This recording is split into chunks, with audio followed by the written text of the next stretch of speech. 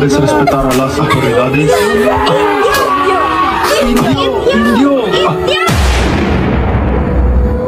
Buhay na hindi ginugugol sa isang malaki at banal na kadahilanan ay kahoy na walang hiling, kundi isang lasong nakakamatay.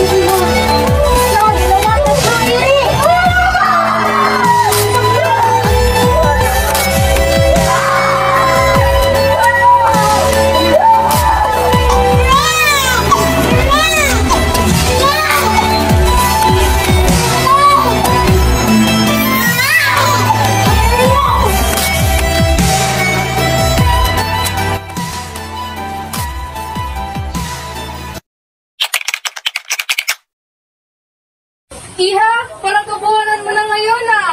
Oo nga, manang. Parang kabuhanan ko na. Gata, ang sakit na tiyan ko. Sigan, parang matagal na tayong hindi nilalita.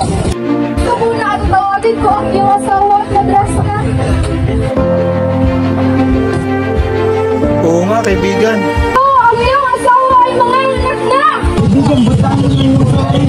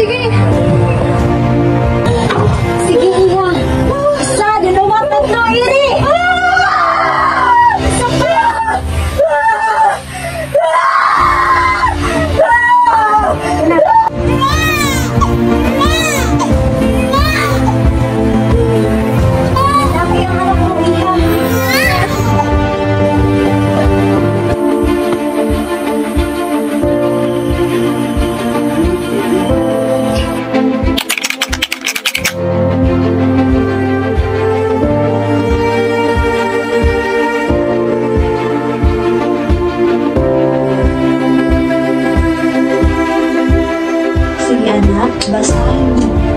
A, E, I, O, U. Ba, Re, Ti, Bo, Ka, Ke, Ki,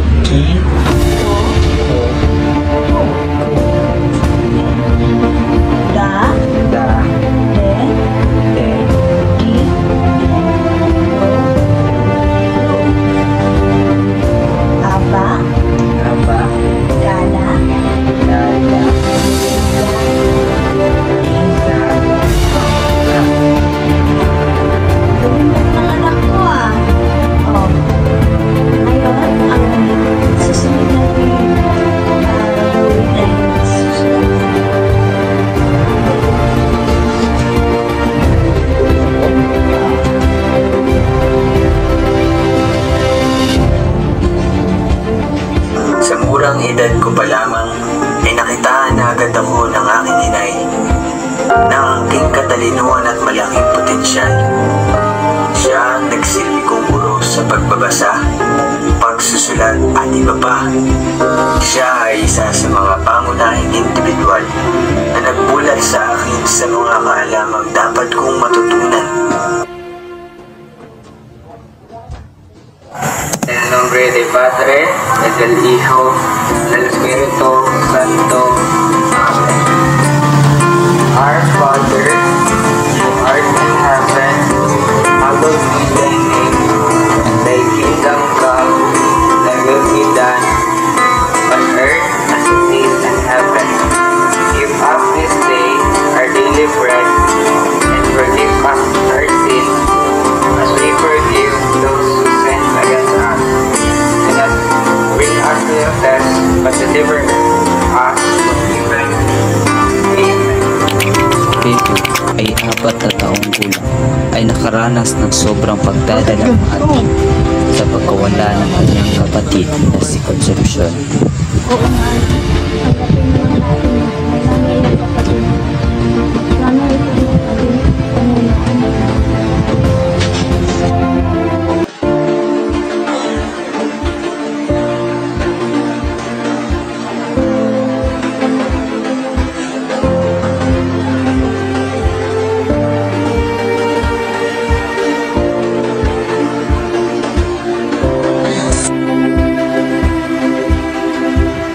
Tanggapin naman natin na wala na yung kapatid. Sana ito yung kapatid.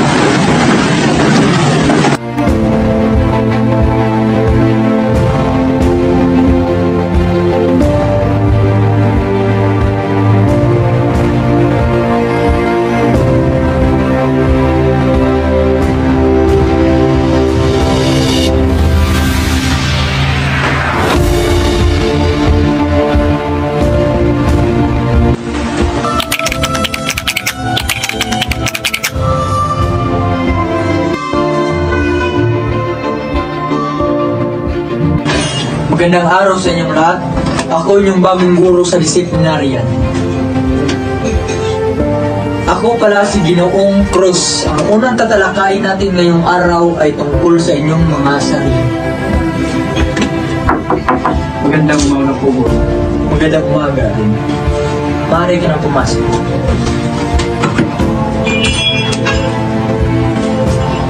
Ito pala ang inyong bagong kaklase. Maaari ka na mapakilala. Magandang umaga sa lahat. Ako nga pala si Jose Ocasio Rizal at galing po akong Kalambal. Dito, gusto kong mag-aral dito sapagkat gusto kong madagdagan ang aking kaalaman hindi lang sa aming bayan, kundi dito. Gusto kong ma-explore ang aking isip. Maaari ka na umupo.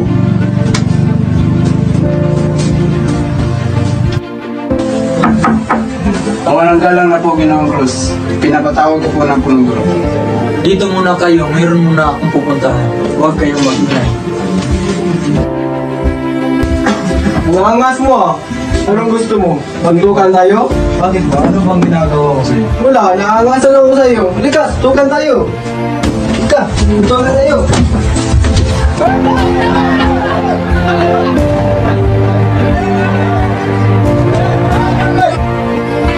Pepe faces so many struggles that he did not experience in their house. He even experienced being bullied by his classmates. Despite Pepe's rough days in school, he manages to be on top of the class always. This is when he had his first poem entitled Sa Aking Mga Kabata, with the purpose of making a self-identity for Filipinos and appreciating our very own language. As Pepe continued his study, in 1.5 years, he excels academically and beat other students even in Spanish, Latin, and Latin.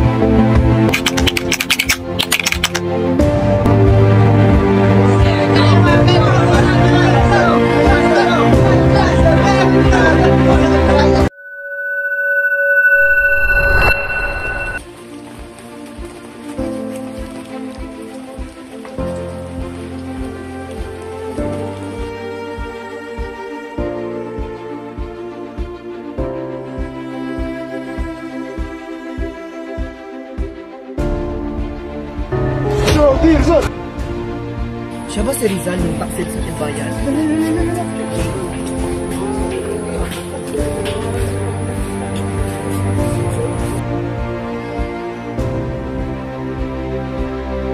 Consumatum est.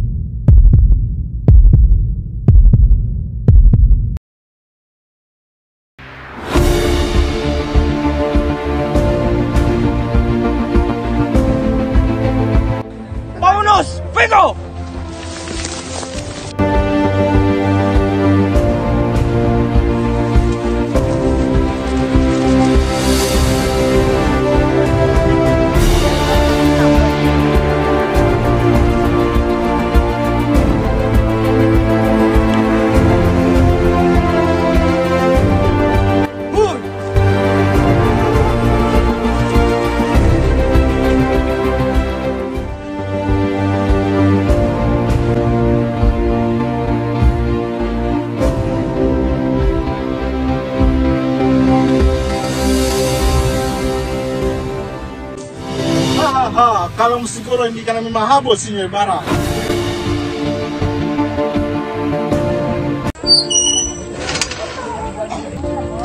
Dios y todos, Doña Victorina.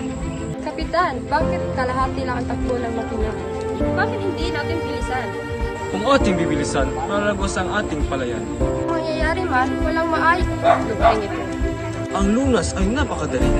Ewan ko ba kung bakit walang sinong nakaisip nito? Ngunit Ginoong Simon, upang ibayad sa mga manggagawa. Na kailangan doon, pangkat ng bilanggo ang gagawa. Ngunit walang sapat sa mga bilanggo. Kailangan natin mga tama o matanda. Ngunit kaguluhan lamang ang may dudulot niyan.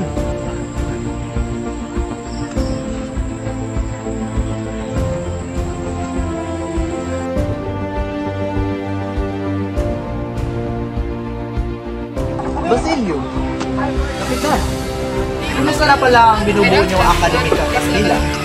Mabuti naman, Kapitan. Nakahanda na ang mga guro at paralan na gagamitin. Mukhang hindi matutol ang media.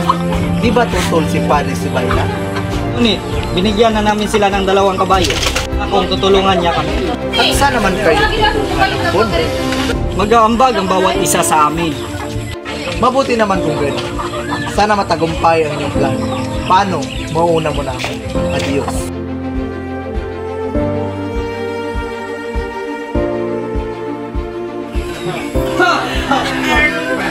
Oh, nakakatawaan kayo dyan. Pwede ba sumali? Ayos lang, Senyor Simon. Ikagagalak pa namin. Walang galang na po, Kapitan. Isa naman yung para... Lara? Lara? Kamiling saan niya ba si Ibarra?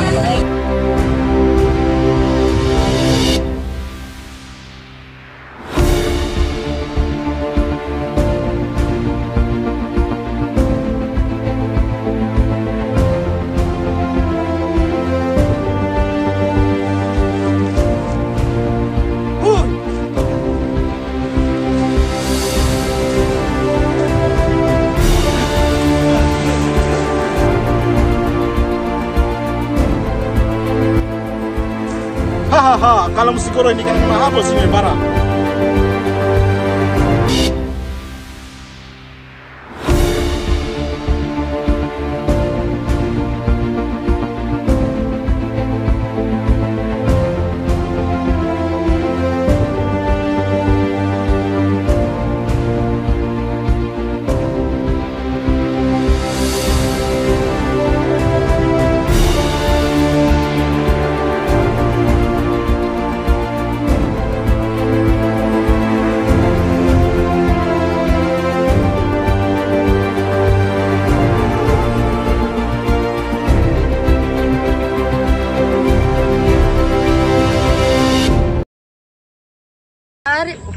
Ayaw, di ma. Saan nga si Crisostomo Ibarra?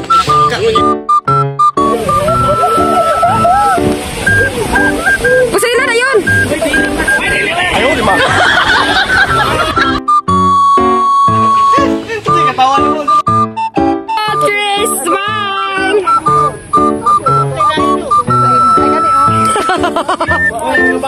Ayaw, di ma.